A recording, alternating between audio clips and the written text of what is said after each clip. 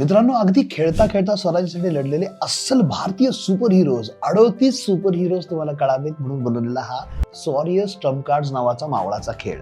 यामधल्या प्रत्येक कार्डवरती काय दिलंय, त्या योद्ध्याची माहिती, त्याचं कर्तृत्व हे जाणून घेण्यासाठीची ही शृंखला. या शृंखलेमध्ये मी तुमचं स्वागत करतो.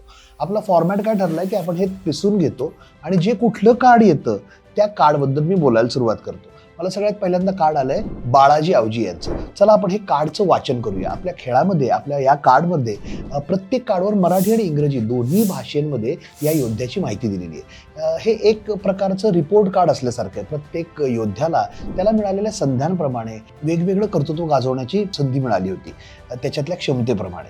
तर मग बाळाजी आवजींचं काय?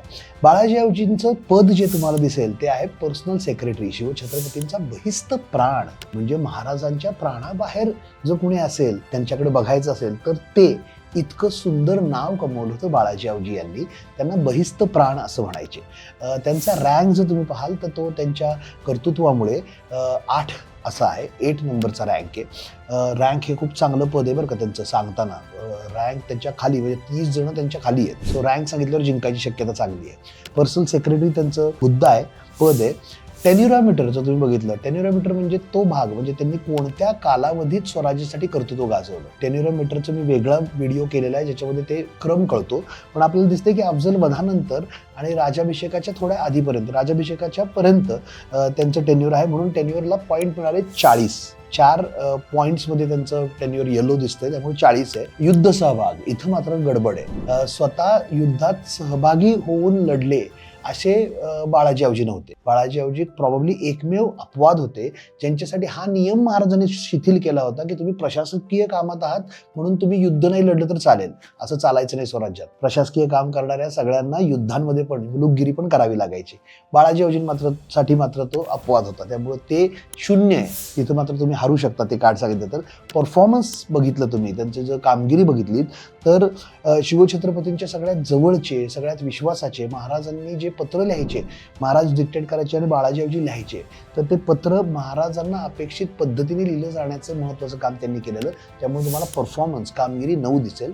आणि उल्लेखनीय कामगिरी म्हणजे पत्र लेखन हे भारतीय पद्धतीने व्हायला पाहिजे असे आदेश शिवरायांनी ज्यावेळी दिले त्यावेळी 40 पद्धती, पत्र लेखनाच्या भारतीय पद्धती शोधून काढणारे आणि त्याच्याबद्दलचा ग्रंथ लिहिणारे असे बाळाजी आवजी होते. म्हणून रिमार्केबल फीट किंवा उल्लेखनीय कामगिरी त्यांची आपण 9 ठेवलेली आहे. त्यांचा तुम्ही इन्सिग्निया बघितला तर तुम्हाला अर्थात 3 सुवर्ण गोल दिसतील, का तर सर्व उच्च पदस्थ होते ते.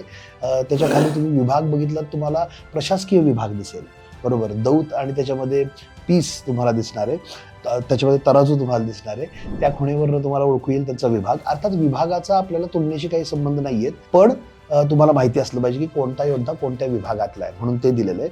आणि जर जेम्स बघितले तर मधला जेम त्यांचा सुरू आहे. त्यांचा मुलगा खंडो बल्लाळ हा त्यांच्यानंतर संभाजी महाराजांसाठी, राजाराम महाराजांसाठी लढला होता.